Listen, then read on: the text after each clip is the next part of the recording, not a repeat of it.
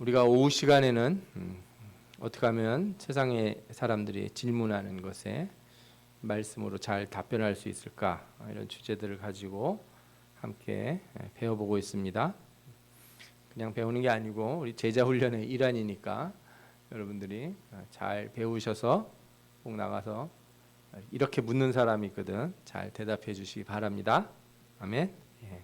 오늘 질문의 내용은 뭐냐? 세종대왕은 구원을 받을 수 있나? 여러 가지 이제 제목을 생각하다가 좀 확 와닿게 유튜브에라도 이렇게 제목이 뜨면 사람들이 깜짝 놀라게 말씀을 전하기 전에 몇 가지를 좀 말씀드리고 싶은데, 우리나라에 언제 기독교가 처음 왔는 것 같아요? 많은 사람들이 얘기하기를 1832년 이 귀틀라프가 와서 전도 문서와 성경을 전했다 그러는데, 그 이전에 1816년에 맥스웰과 홀이라고 하는 사람이 군함을 이끌고 와서 영문 성경을 전한 적이 있었다는 거예요. 뭐 한국인한테 영문 성경을 주면 뭐 못 알아듣겠죠. 예. 그리고 그 뒤에 66년에 우리가 잘 아는 그 제너럴 셔머노 사건이 있었을 때 선교사 토마스가 성경을 가지고 들어왔다, 죽임을 당하게 돼요. 이런 일들을 통해서 한국 교회에 복음이 전파됐다, 한국에, 이렇게 사람들이 많이 생각을 합니다. 그런데 이런 일이 있었어요. 1965년 불국사 대웅전에서 점토상이 하나 발견됐는데, 점토상이 좀 특이해요. 성모 점토상이에요. 성모상인 거예요. 이게 도대체 뭔 것이냐? 유래를 좀 따져보면 이렇습니다. 칼케돈 공의회라고 그래서 예수 그리스도의 인성과 신성에 대한 그 확립이 일어난 공의회가 있어요. 뭐 그런 비슷한 거 어디서 들어보셨죠? 예, 정확히 이름 모르셔도 됩니다. 뭐 칼케돈 공의회, 예, 우리 이런 니케아 공의회 이런 게 있었다 옛날에. 거기서 삼위일체 하나님 그리고 예수 그리스도의 신성과 인성에 대한 교리가 확립이 됐다. 우리 그런 거 어디서 들어본 것 같지 않습니까? 근데 그때 이 칼케돈 공의회 때 네스토리우스라고 하는 사람을 따르는 사람들이 예수 그리스도의 하나님 되심을 부정했어요. 그리고 그가 뛰어난 선지자, 뛰어난 하나님이 이렇게 특별한 사람, 이 정도로 생각을 했던 거예요. 그래서 정죄를 받았어요. 이 네스토리우스 파가 박해를 피해서 도망을 쳐서 동쪽으로 가다가 중국 내륙에 전파가 됩니다. 당나라 때 네스토리우스 파가 왔는데, 그 당태종이 장안에, 당시 수도죠, 당나라의 수도 장안에 경교 예배당을 져요. 이 경교가 바로 네스토리우스파 교회예요. 예. 그래서 대진사라고 하는 교회가 열립니다. 대진사, 우리가 사자 붙으니까 절 같은데 이게 절이 아니라 뭐예요? 이렇게 뭐 약간 이단이긴 하지만, 이단성 시비가 있지만, 하여튼 예수 그리스도를 아는 사람들이 하나님 말씀을 전하는 거예요. 그래서 한 200여 년간 경교가 번성을 해요. 이 당시 유물들, 중국의 유물들 보면 놀라운 게 턱 보면은 이게 불상 같은데 목에 십자가를 이렇게 하고 있는 불상이 있어요. 예수님 상이에요. 예수님 상인데 얼굴을 이렇게 이스라엘 사람들, 우리가 아는 그 서양 사람들처럼 안 그리고 어떻게 했어요? 이 부처상 비슷하게 만들어놨어요. 인터넷 가서 검색해 보시면 이런 걸 알 수가 있어요. 그런데 845년에 도교를 신봉한 당나라 무종이 탄압을 합니다. 그래서 이 사람들이 다시 흩어져서 발해 몽고 쪽으로 퍼져나가요. 발해 몽고에 가면 이 경교 유물들이 있고, 그 다음에 기도문 같은 것도 있고 그래요. 한자로 써진 게. 그리고 일부가 신라에 전래돼서 이 불국사에서 혹은 이 왕 이렇게 유물들 출토하는 데서 이 십자가도 나오고, 예. 그 다음에 이런 물건들이 나왔다는 거예요. 생각해 보니까 우리나라에 꽤 오래전에 이런 복음에 관련된 내용들이 좀 들어온 건 아닌가 하는 생각도 할 수는 있겠죠. 이거는 그냥 제가 여러분들에게 알려드리는 거고, 오늘의 주된 내용은 이거예요. 사람들에게 복음을 전하다 보면 이런 얘기를 해요. 그런데 저 이순신 장군은 어떻게 됐어요? 세종대왕은 어떻게 됐습니까? 뭐 이런 질문들을 하는 사람들이 간혹 있어요. 복음을 못 들어본 사람들은 구원을 받을 수 있습니까? 우리나라가 1800년도 그때 복음이 전파됐다는데, 그러면 그 전에 조선시대 때는 어떻게 된 거예요? 그 사람들은 예수도 모르고 십자가도 모르고 구원도 모르는데 그러면 다 지옥에 간 건가요? 막 이런 얘기를 하는 거죠. 그래서 복음이 모든 사람에게 전해지지 않았다는 것이 하나님의 공평하심에 위배되는 건 아닌가? 혹은 복음을 안 듣더라도 이 세상 가운데서 이 하늘을 보고 별을 보면서 하나님을 알게 되고 예수님을 알게 되고 그래서 구원받는 길이 있었는가? 이런 질문들을 한다는 거죠. 오늘은 그래서 이런 질문들에 대해서 어떻게 대답하면 좋을까? 우리가 말씀을 통해 좀 배워보려고 합니다. 그래서 세종대왕은 구원을 받을 수 있었을까? 이런 얘기를 해보려고 해요. 이 얘기를 하려면 먼저 구원은 누가 결정하는지를 알아야 돼요. 예를 들어 세종대왕이 뭐 노력을 하면 받을 수 있었는데 노력을 안 해서 못 받았다라든가 아니면 뭐 이런 문제라면 우리가 좀 얘기하기가 어려워지는데 구원의 결정권자가 누군지를 먼저 잘 살펴볼 필요가 있어요. 그리고 이 얘기를 하려면 구원에 대해서 말할 때 우리가 반드시 지켜야 될 기본 원리들이 있어요. 뭐 제가 오늘 3가지 정도만 얘기하는데 이거 말고도 몇 가지가 더 있을 수 있어요. 근데 가장 중요한 게 뭐냐면 믿음은 이런 거예요. 그러니까 믿음이 추구하는 이해라고 하는 거하고 이해로서 추구되는 믿음이 다르다는 거예요. 뭔 말이냐? 내가 믿기 때문에 하나님을 알고 싶어 하는 거하고 내가 하나님을 알아야지만 나는 믿겠다 하는 거하고는 다른 거라는 거예요. 신앙은 어떻게 생기냐면 믿음 위에서 세워지는 거예요. 내가 하나님을 믿기 때문에 하나님이 알고 싶은 거지. 하나님을 알아야 내가 믿겠다. 알아보고 좀 사귀어보고, 그죠? 같이 밥도 먹어보고 얘기도 좀 해보고 그래야지 내가 믿을지 말지 결정하겠다 이런 게 아니라는 거예요. 그리고 또 이런 걸 생각해 볼 수 있어요. 그러면 믿음 있는 사람은 항상 하나님을 알고 싶어 하는가? 당연합니다. 하나님을 믿는데 하나님을 안 알고 싶다, 관심이 없다, 거짓말이에요. 그건 아니에요. 하다못해 연예인들 관심이 있으면 인터넷 가서 검색해보고 찾아보고, 그죠? 우리가 물건에 관심이 있으면 홈쇼핑 뭐 잠깐 나오는데 뭐 매진 임박 뭐 39,800원 그러면 어떻게 해요? 끝나더라도 또 전화해가지고 예 그거는 좀 사면 안 되겠니? 뭐 이렇게 하기도 하고 인터넷에서 막 찾아보고 내가 눈에 들어온 건 이렇게 살려고 한단 말이에요. 관심이 있고 이런 거는요 다 우리 마음속에서 먼저 뭐가 작동했을 때 일어나는 일이에요. 그래서 하나님 믿는다고 하면서 성경도 안 읽고 나는 그냥 너무 많이 알면 부담스럽잖아요. 이러면 안 돼요. 아시겠죠? 두 번째로 하나님을 알려면 반드시 뭐에서부터 출발해야 돼요? 성경의 근거를 둬야 돼요. 아멘. 성경의 근거를 둬야 돼요. 성경은 다른 증거를 통해서 입증되는 게 아니고 성경 스스로가 진리를 말하기 때문에 성경을 통해서 구원에 대해서 확증해야 될 줄 믿습니다. 세 번째, 제가 여러분들에게 드리고 싶은 말이에요. 사람들이 질문할 때 만약이라는 말을 그렇게 써요. 그런데 신앙에서는 만약 같은 건 없는 거예요. 만약에 예수님이 안 죽었으면 어떻게 돼요? 만약에 가룟 유다가 배신 안 했으면 어떻게 돼요? 이런 거는 없다는 거예요. 만약이라는 건 없어요. 신앙은 현재고 실제여야 돼요. 신앙은 지금 나의 현재를 얘기하는 거예요. 신앙은 옛날에 있었던 무슨 일을 얘기하는 게 아니에요. 내가 10년 전에 예수를 믿었으면 얼마나 좋았을까. 그거는 다 그 만약을 얘기하는 사람들은 다 어디가 있어요? 다 이제 지옥에서 있어요. 제가 얘기 드리잖아요. 대대대 하다가 껄껄껄 한다고. 뭐예요? 그때 믿었어야 됐는데. 그때 그렇게 했어야 되는데. 그때 열심히 했어야 되는데 하다가 뭐 하는 거예요? 그때 할 걸. 대대대 하다가 껄껄껄 한다는 거예요. 만약이라는 거는 예수 믿을 때는 필요 없는 말이에요.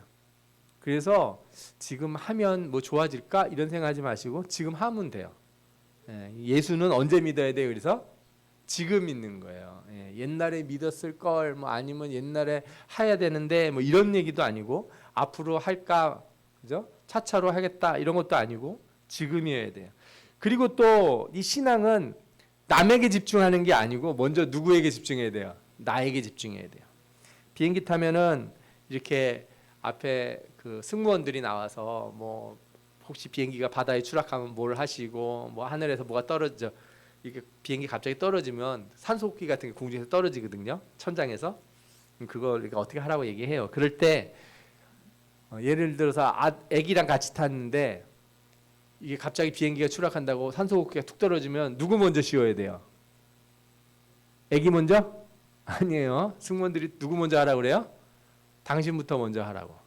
내가 먼저 해서 정신을 차려야 그 다음에 남도 도와줄 수 있는 거다. 이렇게 가르쳐요. 애들 먼저 해주려다가 이 엄마 아빠가 먼저 죽는 수가 있어요. 그러면 엄마 아빠가 죽으면 애는 어떻게 돼요? 애는 못 살아나요. 그러니까 자기가 먼저 쓰라 이렇게 얘기해요. 똑같아요. 신앙도 내가 예수를 믿은 다음에야 남도 살릴 수 있는 거예요. 남을 위해 내 목숨을 줄 때도 나는 예수 안 믿지만 내가 대신 죽어줄 테니까 예수 믿고 내 목까지 살아줘 이런 거 없어요. 그렇죠? 예. 항상 내가 먼저 예수 믿고 그 다음에 남을 구하는 일로 나가야 되는 거예요. 아멘. 예. 그래서 제가 말씀을 드리면 구원에 있어서 인간의 위치를 생각해야 되는데 인간은 어디에 있는지를 먼저 알아야 돼요. 인간은 피조물이다. 인간은 하나님이 아니에요. 하나님과 인간 사이에는 그냥 단순한 차이가 아니라 완전한 질적 차이가 있어요. 우리와 하나님은 그냥 한두 계단 차이가 나시는 분이 아니에요. 예를 들어서 제가 바둑을 못 두지만 지금부터 열심히 두면 그죠? 저 이세돌 구단 뭐 이 정도 둘 수 있는 사람이 된다. 이런 정도의 차이가 아니라고요. 제가 지금 축구를 열심히 해서 뭐 호날두 같이 이렇게 공을 잘 차는 사람이 되냐 뭐 이런 식의 차이가 아니에요. 하나님과 우리의 차이는 완전히 다른 질적 차이를 가지고 있다는 걸 인정하셔야 돼요. 성경에 뭐라고 그래요? 우리는 진흙이고 그분은 토기장이라는 거예요. 진흙이 토기장에게 너는 무엇을 만드느냐 이렇게 말할 수 없다는 거예요. 아버지에게는 무엇을 낳았소 하고 묻고 어머니에게는 무엇을 낳으려고 해산에 수고를 하였소 하고 묻는 자는 화 있을진저 그랬어요. 이런 거 질문하지 말라는 거예요. 자식들도 왜 낳았어요 나를 이러지 마세요. 성경에 그러면 뭐라 그랬어요? 화 있대잖아요. 다 낳아주신 거 감사하고 살아야 될 줄 믿습니다. 아멘 소리 이렇게 작아. 청년들은 크게 해야지.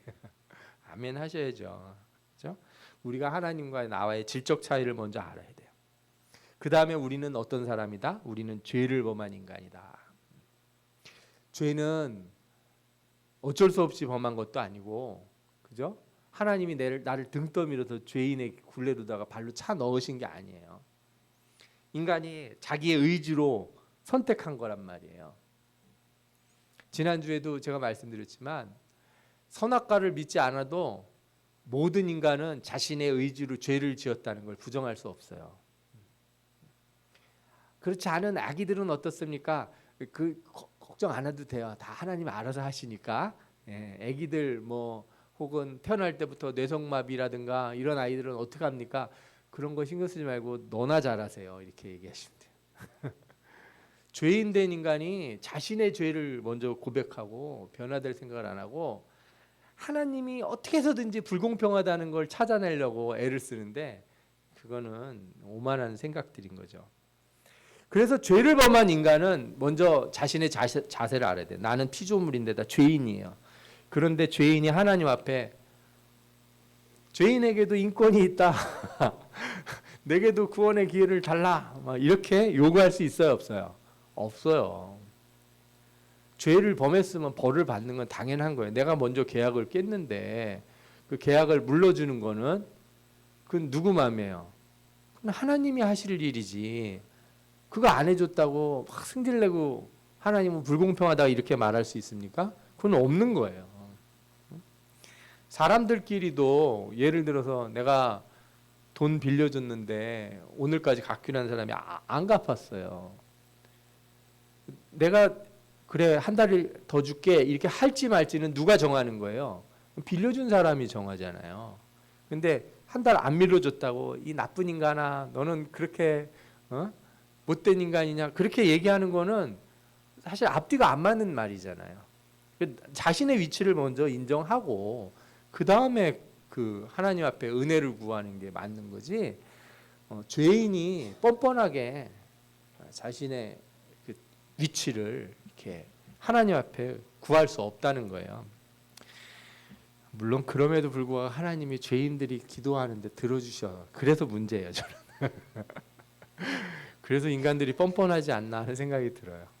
저 자신만을 생각해봐도 내가 죄인인데 하나님 앞에 어느 때 너무 당당하게 막 빨리 용서해 주세요 막 이렇게 얘기하는 것 같아서 제가 죄스러울 때가 있어요. 하나님이 예수 그리스도를 보내셔서 우리를 구원해 주셨는데 그 구원의 보혈을 너무 값싸게, 그죠? 값싸게 구하는 사람들, 우리는 그렇게 그런 사람들이 아니어야 됩니다. 아멘. 예. 설사 우리가 선을 조금 행했다고 해도 그것으로 구원을 요구할 수는 없어요. 혹은 나보다 더 나빠 보이는 사람이 뭔가 하나님의 은혜를 입는다고 했을 때 왜 쟤는 저렇게 잘해주고 나는 이렇게 해주시냐, 이렇게도 말할 수 없는 거예요. 그 죄인이 그렇게 은혜를 받고 안 받고는 다 하나님하고 그 사람 문제고 나는 나하고 하나님과의 문제가 있는 거니까 저기다가 이렇게 갖다 막 붙이고 그러면 안 돼요. 사람들은 외면을 보지만 하나님을 뭘 보세요? 중심을 보신다고 그랬잖아요. 저 죄인의 중심이 나보다 훨씬 나은지 내가 어떻게 알아요? 여러분들 꼭 교도소에 들어가야지만 다 죄인인지 아십니까?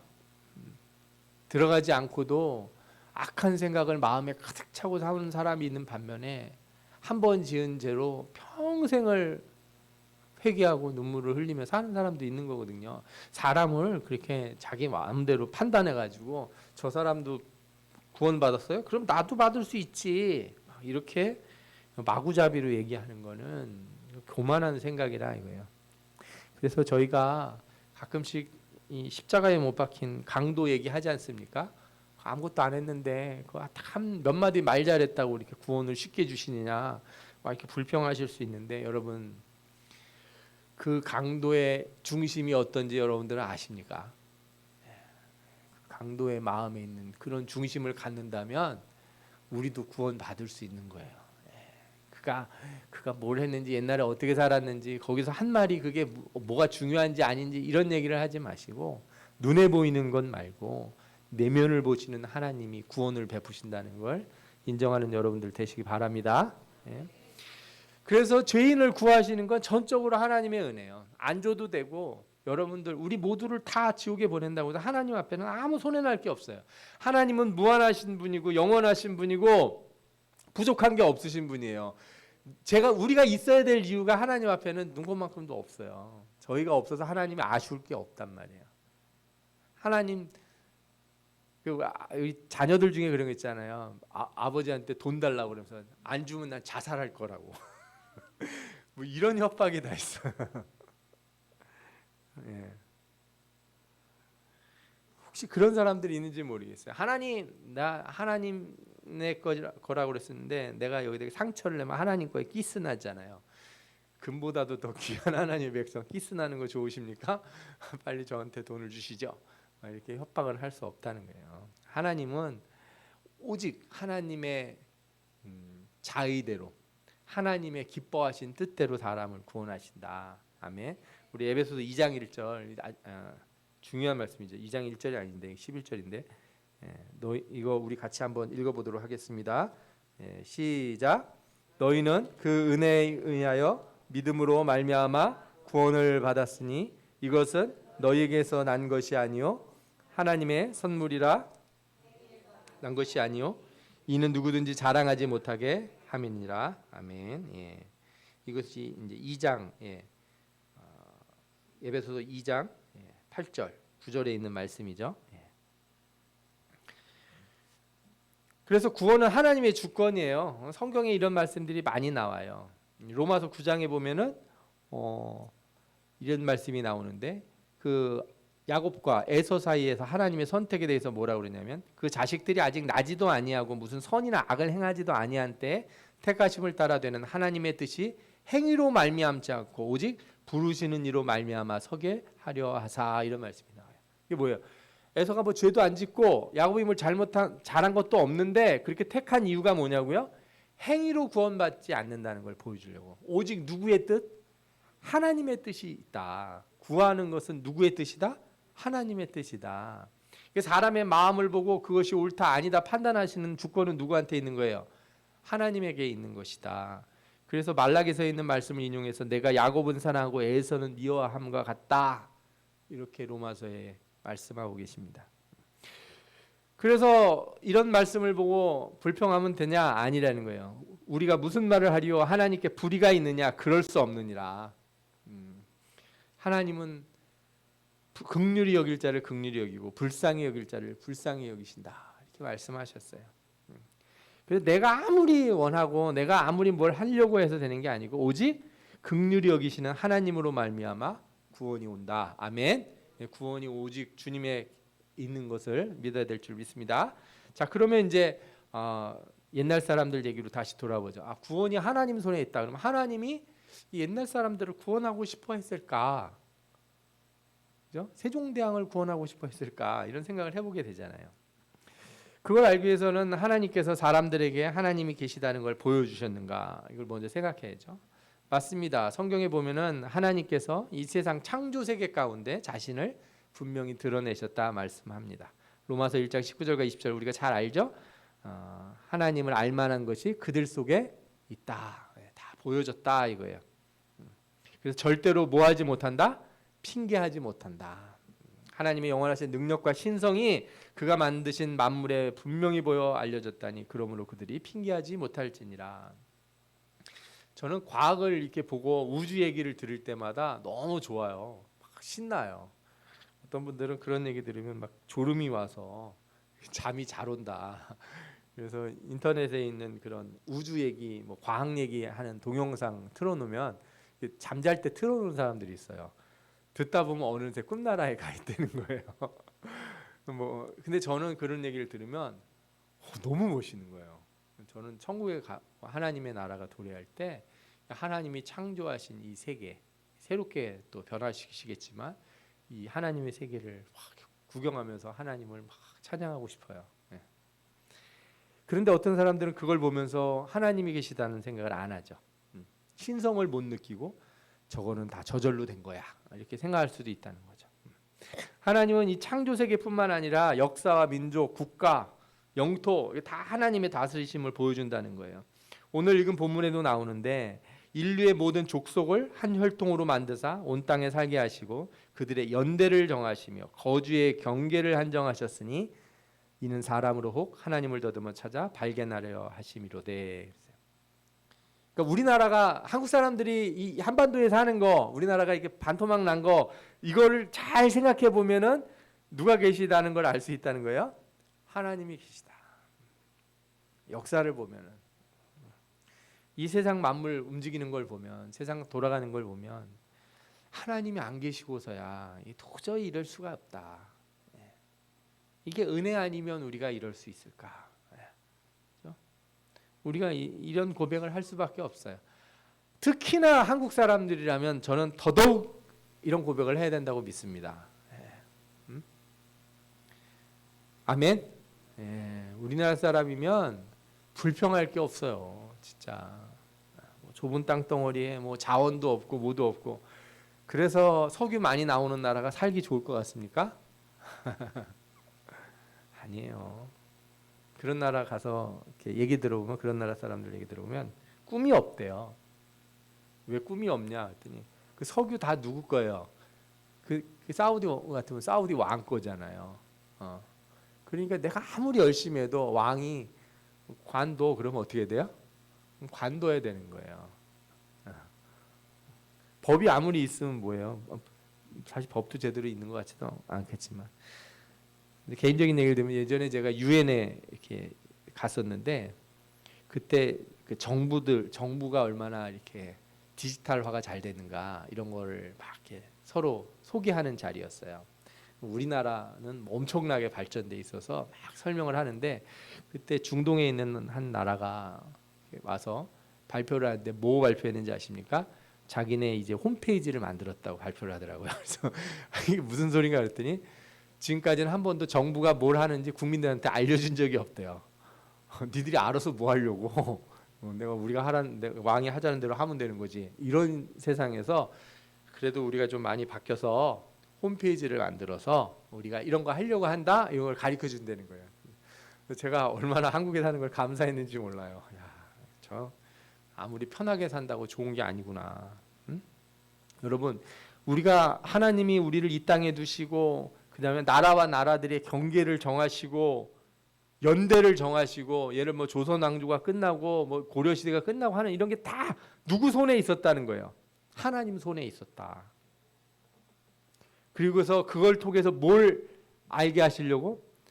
혹 하나님을 더듬어 찾아 발견하려 하심이로되 우리 각 사람에게서 멀리 계시지 아니하도다. 하나님이 어디 계신다고요? 멀리 계시지 않는다는 거예요. 하나님 가까이 계신다. 그래서 우리 모두가 그를 힘입어 살며 기동하며 존재한다 이거예요. 예수 믿는 사람뿐만 아니라 하다못해 멍멍이까지 모든 생물들은 다 누구에게 의존하는 거예요? 하나님에게. 하나님의 영. 생명 있는 모든 것들은 다 하나님의 영에 의존하는 거예요. 하나님의 뜻이에요. 그래서 실제로 성경에서도 보면은 구원이라고 하는 것이 꼭 이스라엘 사람들에게만 한정되어 있는 게 아니에요. 예를 들어서 아브라함이 만났던 멜기세덱은 제가 그림을 가져왔어요. 루벤스가 그린 아브라함과 멜기세덱이라고 하는 그림인데, 멜기세덱한테 11조를 드리잖아요. 멜기세덱은 아브라함의 후손입니까? 아니에요. 몰라요. 어디서 왔는지. 하여튼 근데 이 사람이 제사장이에요. 하나님을 섬기는 하나님의 아들과 같은 아주 그런 신비로운 사람인 거죠. 뭐 멜기세덱은 좀 너무 좀 신비롭다 그렇게 치면 욥의 얘기를 우리가 알잖아요. 욥은 동방의 의인이다 이렇게 나와요. 동방이라고 그러면 아무래도 이제 이스라엘 동쪽인데, 아마도 제 생각엔 페르시아나 혹은 지금으로 말하면 이란보다 조금 더 동쪽은 지금 파키스탄이죠. 파키스탄보다 조금 더 동쪽이면 인도예요. 인도. 뭐 그쪽 어디쯤 살지 않았을까 하는 생각도 추측을 해보는데, 제 생각엔 거의 뭐 페르시아가 아닐까 생각이 들어요. 근데 욥이 하나님을 믿고 하나님 앞에 구원을 받았다는 거예요. 축복을 받고 은혜를 받고 하나님 말씀하시고. 욥만 그래요? 욥의 세 친구도 다 누구를 믿어요? 하나님을 믿어요. 그러면 저 사람들은 도대체 어떻게 구원을 받는 거지? 이런 생각을 할 수 있잖아요. 하나님의 구원은 하나님의 기쁘신 뜻 안에 있다. 아멘. 우리가 잘 모른다. 하나님이 누굴 구원하는지. 이스라엘 사람들만, 아브라함의 후손만 구원하는 게 아니에요. 하나님이 하시고 싶으시면 누구든지 다 하실 수 있다. 아멘. 성경에도 뭐라고 나와요? 하나님 모든 사람이 구원을 받으며 진리를 아는 데 이르기를 원하신다. 그러나 이거를 보편화해서 하나님이 그러면 옛날에 다 구원하시겠네 이렇게 생각하면 안 돼요. 성경에 이런 말씀이 나와요. 우리는 다 어때요? 유대인이나 헬라인이나 다 죄 아래 있다 이렇게 선언을 해요. 성경에서 다 죄인이라는 거예요. 그러니까 누가 자격이 있는 사람들 하나님이 다 구원해 주시는 게 아니고, 특별한 은혜를 주시는 어떤 사람들을 성경을 통해서 이게 보여주는 이유가 있는 거지, 그거를 보편화해서 얘기할 수 없어요. 오히려 하나님이 이렇게 하나님을 모르는 백성들을 옛날에 막 구원을 해주셨다라고 말하는 게 사실은 이렇게 뭐라 그럴까요? 비중을 따져보면 거의 없는 일이다. 드문 일이다. 그거는 혹시 있었을 수는 있는데 난 잘 모르겠다 이렇게 대답하는 게 오히려 맞다는 거예요. 그보다는 이 말이 훨씬 더 보편적이에요. 뭐예요? 의인은 없나니 하나도 없고 깨닫는 자도 없고 하나님을 찾는 자도 없고 다 치우쳐 무익하게 되고 선을 행하는 자는 없다. 그러니까 이 세상 모든 사람이 죄인이라는 게 보편적인 거예요. 그 가운데 하나님이 어떤 사람을 구원해 주시는지는 우리는 말할 수가 없어요. 알 수가 없다. 그러나 성경에서 분명히 그런 예도 있다는 것을 보여주기는 한다. 이렇게까지는 얘기할 수 있는 거죠.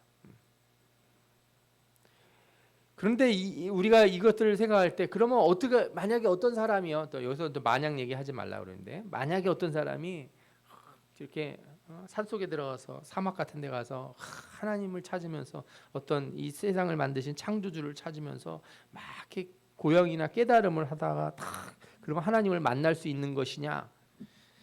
제가 여러분들한테 확실히 말씀드린데 안 된다, 불가능하다 이렇게 얘기할 수 있어요. 하나님을 만나는 것은 고행이나 깨달음을 통해서 만나는 게 아니에요. 하나님은 그렇게 찾을 수 있는 분이 아니고 하나님이 찾는 사람에게 하나님이 나타나시는 거예요. 아멘. 네.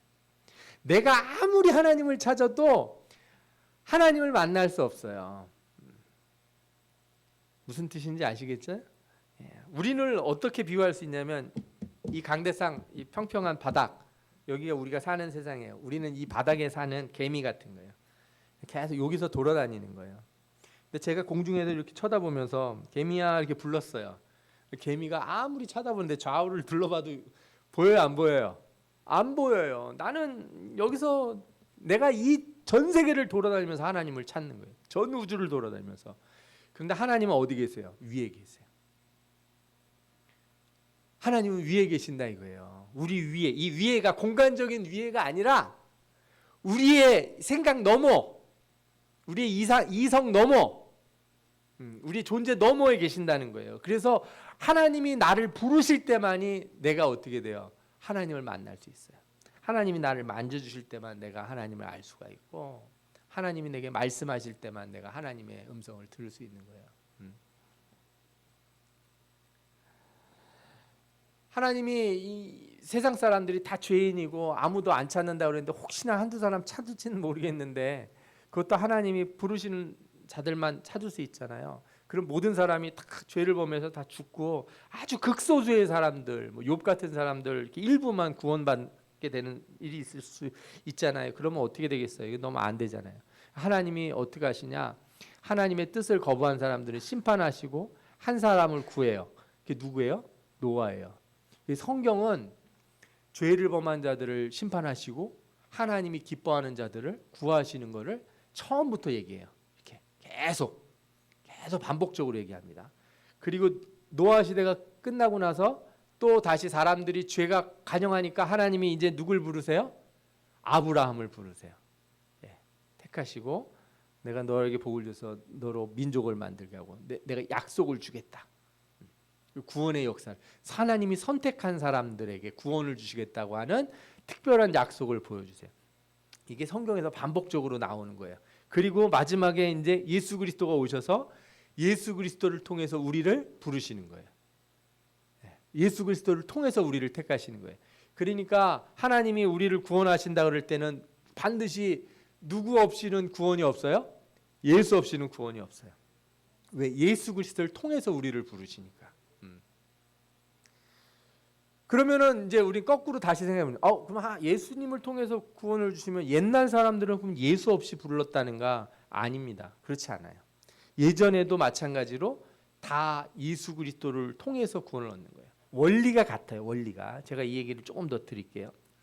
예를 들어서 하나님이 선택한 사람들과 선택하지 않은 사람들이 있을 수 있잖아요.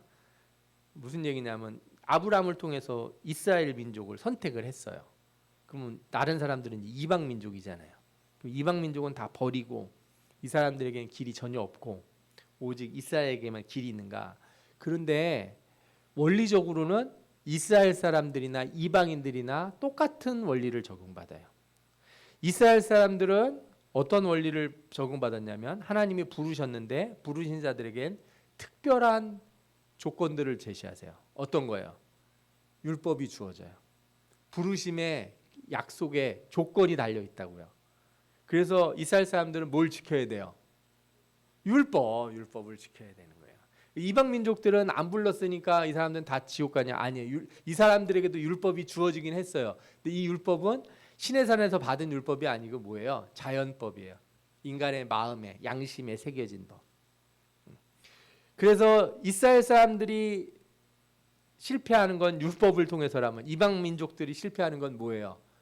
양심에 거스리는 일들을 해서 그런 거죠. 그래서 로마서 2장 6절과 12절을 보면 하나님께서 각 사람에게 그 행하신 대로 보응하시되 하면서 쭉 나가다가 뭐라 그러냐면 무릇 율법 없이 범죄한 자는 또한 율법 없이 망하고 무릇 율법 잊고 범죄한 자는 율법으로 말미암아 심판을 받으리라. 아멘. 이게 같은 원리예요. 같은 원리. 하나님이 택하셔서 구원받는다는 하나님의 특별한 모습을 이스라엘에게 보여주긴 하지만 그렇다고 해서 세상 사람들한테 불공평하게 대하신 적이 없어요. 이스라엘 백성들에게는 율법이 많이 주어졌는데 대신에 세상 사람들에게는 그런 법으로 너 낙지 먹었지, 그 비늘 없는 생선 먹었으니까 너는 안 돼.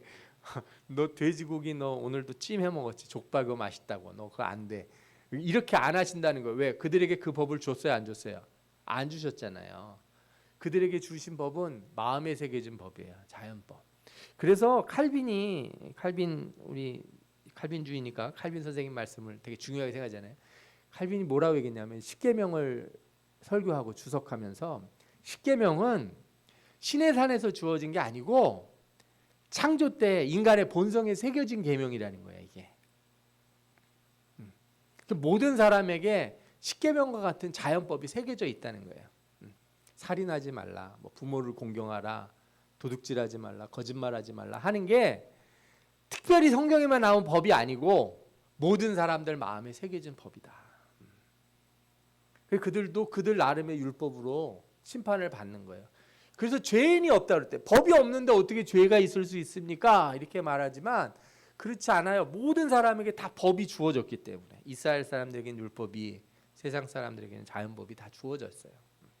그리고 이제는 어떻게 돼요? 하나님을 믿는 사람들은 예수 그리스도를 통해서 한 가지 법으로 다 통일이 돼요. 그게 뭐예요? 예수 그리스도 안에 있는 생명의 법이죠. 이 법이 우리를 지배할 때 이 법에 따르는 자들, 그들을 하나님이 의롭다 하신다는 거예요. 그 법이 뭐냐? 내용이 한마디로 말하면 예수 믿는 거예요. 예수를 믿으면 뭘로 쳐주시는 거예요? 의롭다 쳐주신다.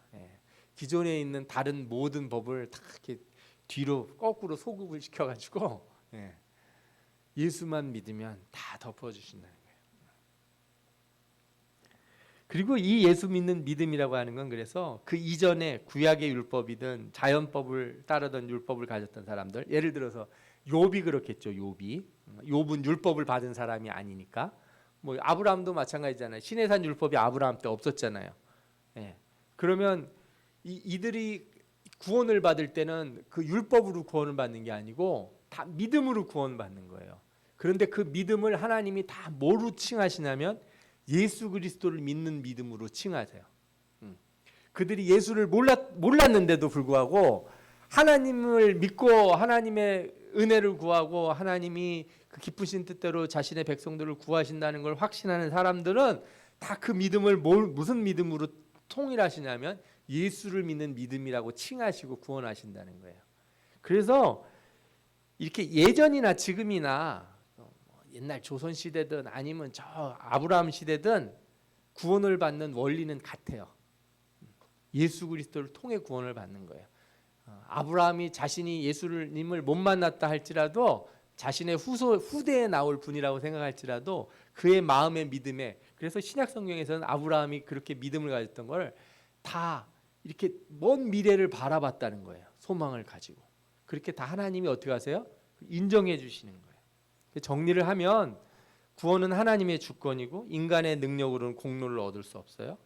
그리고 하나님은 모든 사람에게 은혜를 베푸셨고 또 어떤 상황에서 사람들을 구원하신지는 하나님의 전적인 자유고 자의로서 구원하신다는 거예요. 그리고 예수 그리스도 이전이나 이후나 구원받는 자들은 다 예수 그리스도를 믿는 믿음 안에서 구원을 주시는데 우리가 그것을 반드시 인정해야 되는 거예요. 그리고 더 중요한 건 뭐냐면, 그래서 옛날 사람들이 예수 안에서 구원을 받았냐 안 받았냐, 그게 어떤 원리냐 되냐, 이걸 따지는 게, 그래서 그들을 보호하거나 무슨 변호해야 되는 게 중요한 게 아니에요. 우리가 지금 우리에게도 은혜를 주시고 우리에게 복음을 주셨다는 거예요. 그러니까 우리 예수 믿는 사람들이 하나님 앞에 이제 예를 들어서 받는 징계라든지 우리가 받는 어떤 제한들은 우리가 이미 말씀을 통해 배운 것들이잖아요. 세상 사람들은 하나님 앞에 나올 때 너 성경 몰랐다, 너 뭐 얘 헌금도 안 하고 너 주일날도 안 지키고 너 그래서 너 나쁜 놈이다, 그렇게 벌하지 않으세요. 그런 걸 죄로 칭하지 않는다는 거예요. 무슨 얘기인지 아시겠어요? 복음을 듣지 않은 사람들이 복음을 딱 듣는 순간에는 단 한 가지, 이 복음을 믿을 거냐 안 믿을 거냐만 가지고 보세요. 믿는 자들을 어떻게 하세요? 구원하신다는 거예요. 믿는 자들은. 아멘. 예. 그래서 구원 못 받는 사람들은 무엇으로 구원을 못 받았느냐 이렇게 물으면은 믿음이 없어서 구원을 못 받았습니다. 이게 맞는 거예요. 저 사람이 거짓말도 많이 하고 사기도 많이 치고 뺀질거리고 뭐 이래서 구원을 못 받았습니다. 그렇게 말할 수 없어요. 예. 오직 한 가지. 예. 자, 그래서 정리를 해보면, 그래서 세종대왕은 뭐 어떻게 됐다는 얘기냐? 하나님은 다 구원받기를 원하시고 아브라함 외에도 선택받은 사람들, 명시적으로 선택받은 사람 외에도 하나님을 경외하는 자들이 세상 가운데 있었고 그들에게 하나님이 복을 주시고 구원을 해주신 적이 있다. 각 시대와 민족 사람들에게는 하나님의 은혜와 율법이 주어졌고 사람들은 이걸 절대 핑계하지 못한다. 그러니까 조선시대 세종대왕에게도 이런 게 있었겠어요? 없었겠어요? 있었다. 그러면 세종대왕이 구원을 받는지 안 받는지 하나님이 정하셨을 거예요. 그런데 우리가 한 가지 말할 수 있는 건 이거예요. 세종대왕이 정말 선한 사람이냐? 하나님 율법 안에서. 우리가 보기에는 우리한테 좋은 걸 해주는 것 같죠. 그런데 제가 뭐 좀 찾아봤는데 세종실록 이런 데 보면은 세종대왕도 참 양반이라서 그런지 사람 참 차별 많이 하더라고요. 이분이. 예. 백성을 어여삐 여겨 한글을 만들어서 감사하긴 한데 그죠? 뭐 좋은 것도 좀 많이 했지만 그의 삶을 보니까 그렇지 않은 면이 꽤 많다. 예. 예를 들어서 이순신 장군이 나라를 구했어요. 예. 그렇다고 해서 이순신 장군이 죄가 하나도 없고 온전한 인간이냐 이렇게 말하기는 어려워요. 그러니까 우리가 어떤 사람들, 옛날 사람들이 구원을 받았느냐 안 받았느냐 이런 문제를 얘기할 때 그들이 죄가 있다 없다 이런 문제로 얘기할 수는 없어요. 그러면 우리가 얘기할 수 있는 건 하나잖아요. 그들에게 구원의 기회라는 게 주어지긴 했냐 이렇게 얘기할 수 있는데 성경은 뭐라고 말씀하세요? 주어졌다. 하나님이 다 줬다. 안 준 사람이 없다. 그래서 지금도 우리가 선교를 해요. 미전도 종족이 있어요. 그럼 그 사람들 아직 복음을 못 들었는데 그런 복음을 한 번도 들어보지 못하고 죽은 사람은 어떻게 됩니까? 그 사람들에게도 하나님이 우리가 복음을 전하기 전에 은혜를 줬어요, 안 줬어요? 줬다. 줬습니다. 은혜를 주고 하나님이 계명을 주셨어요, 안 주셨어요? 주셨다. 마음에 다 주셨다. 그러면 왜 우리 보고 전도를 하라고 그러냐? 놔두면 알아서 다 천국 가든지 지옥 가든지 할 텐데 그거는 다음번에 제가 또 말씀을 드릴게요. 그럼에도 불구하고 우리는 왜 전도해야 되는가? 그건 다음에 얘기를 하고 하나님께서 모든 사람에게 공평하시게 구원의 기회를 주신 것을 우리가 부정할 수 없다는 거예요. 그리고 그 구원을 받는 자들은 과거나 미래나 오직 예수 그리스도를 믿는 믿음으로 말미암아 구원을 얻는 것이고 이것도 나중에 한번 제가 더 자세하게 또 설명을 드릴게요. 자, 그러면 이제 우리가 정리를 해서 이 질문들을 되돌아 봐야 돼요. 우리가 지금 이런 문제들을 생각하고 질문하는 사람들, 그 사람들은 정말 그 위인들이 선한 사람들이라고 생각해서 우리에게 질문을 하는 것인가? 정말 세종대왕이 지옥 가면은 자기는 죽을 것 같아서 그렇게 속상해서 나한테 질문을 하는 것이냐? 그렇지는 않다는 거예요. 오히려 이런 질문을 하는 사람들은 하나님이 불공평하다는 걸 말하고 싶어 하는 거죠. 또 과거의 사람들의 구원을 그렇게 염려한다면 일단 그건 하나님 앞에 맡겨두고 현재와 미래의 많은 사람들에게 복음을 전하는 일에 힘써야 되지 않겠냐 이거예요.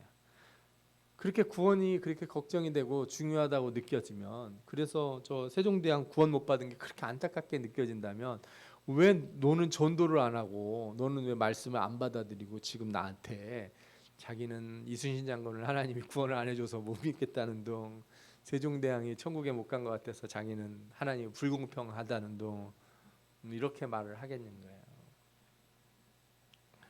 우리가 여러 질문들을 살펴보지만 확실히 믿고 싶어서 하는 질문하고 믿고 싶지 않아서 하는 질문 사이에는 차이가 있어요.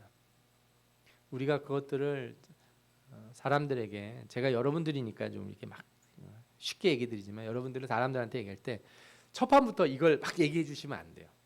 첫판부터 얘기를 해가지고 네가 하기 싫으니까 그런 거지 이렇게 얘기하지 마시고 말씀을 얘기를 잘 들어주면서 차근차근 설명을 해주시면서 자신이 스스로를 깨닫게 만들어줘야 되는 거죠. 어떤 걸요? 내가 하나님 앞에서 의롭다고 말하고 싶은 거죠. 나 정도면 되지 않냐? 저 정도면 되지 않는가? 자신이 그것이 얼마나 교만하고 앞서 처음에 말씀드린 것처럼 우리가 피조물로서 자신의 위치를 얼마나 망각하고 사는지 이것을 우리가 조심스럽게 드러내 보여줘야 돼요. 빛을 비춘다는 게 그거예요. 빛을 비춘다는 게. 빛을 비출 때도 여러분 빛을 갑자기 확 세게 비추면 이 바퀴벌레들처럼 어디로 훅 도망가요. 어두운 데로 훅 들어가요. 그러면 안 되니까 조심스럽게 쫙 비춰야 돼요. 더러운 것을 발견하게 해주고 씻을 수 있게. 그래서 우리는 항상 이런 질문이 나올 때마다 해줘야 되는 중요한 말이 있어요. 지금 은혜를 놓치지 마라. 지금 나한테 이 질문을 하는 이 순간이 너에게 오는 구원의 기회다. 하나님이 지금 너에게 말씀하고 있는 순간이다. 이 순간에 예수 그리스도를 믿음으로 구원을 얻는다. 이것을 꼭 전해주시고 모든 사람들에게 하나님의 구원의 기회가 있다는 것을 이렇게 증거하는 여러분들 되시기를 축원합니다. 아멘. 우리 같이 기도하겠습니다. 하나님, 우리가 우리 자신 속에서도